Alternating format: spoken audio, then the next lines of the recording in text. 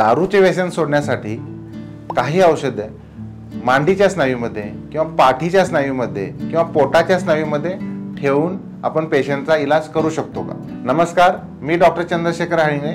मी psychiatrist आणि व्यसनमुक्ती तज्ज्ञ म्हणून गेली 18 वर्ष मिरज येथे प्रॅक्टिस करत आहे. तर याचं उत्तर आहे होय.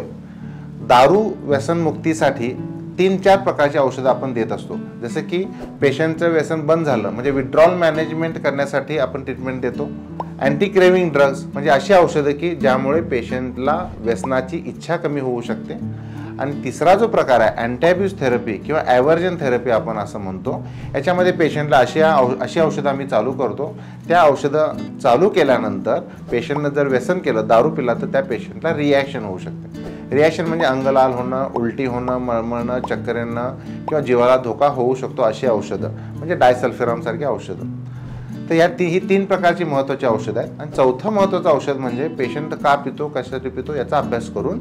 आणि 5वा प्रकार म्हणजे पेशंटला जे शारीरिक आजार आहेत, जसे की हिपॅटायटिस म्हणजे कावीळ झालेला आहे, ब्लड प्रेशरचा त्रास आहे, शुगरचा त्रास आहे, पँक्रियाटायटिस आहे, स्वादुपिंडाला सूज आहे, असे काही शारीरिक व्याधी असतात, तर यांचा पण आपल्याला ट्रीटमेंटमध्ये समावेश करावा लागू शकतो.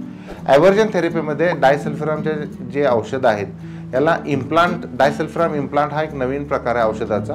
याच्यामध्ये पेशंट जर कोऑपरेटिव्ह नसेल, म्हणजे पेशंट सहकार्य करत नसेल, पेशंट गोळ्या खात नसेल, अशा पेशंटमध्ये हे डायसल्फिराम इम्प्लांट म्हणजे मांडीच्या स्नायूमध्ये किंवा पाठीच्या स्नायूमध्ये किंवा पोटाच्या स्नायूमध्ये आम्ही ते औषध ठेवतो. हे औषध जे आहे हे स्नायूमध्ये आम्ही एक सर्जनच्या मदतीनं आपण ते औषध ठेवत असतो.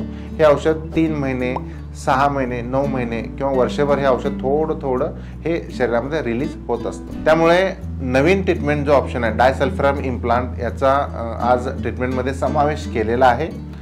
पण महत्त्वाचा विषय असा की ही औषधं जरी चालू झाली असतील तरीही पेशंटला अँटी क्रेविंग ड्रग्स किंवा विड्रॉल मॅनेजमेंटची काही औषधं तोंडी घ्यावी लागू शकतात. त्यामुळे फक्त डायसल्फिराम इम्प्लांटचा रिझल्ट हा कमी असू शकतो. पण डायसल्फिराम इम्प्लांट बरोबर इतर औषधं जर दिली तर पेशंटमध्ये व्यसनमुक्तीसाठी चांगलाच रिझल्ट आपल्याला दिसू शकतो.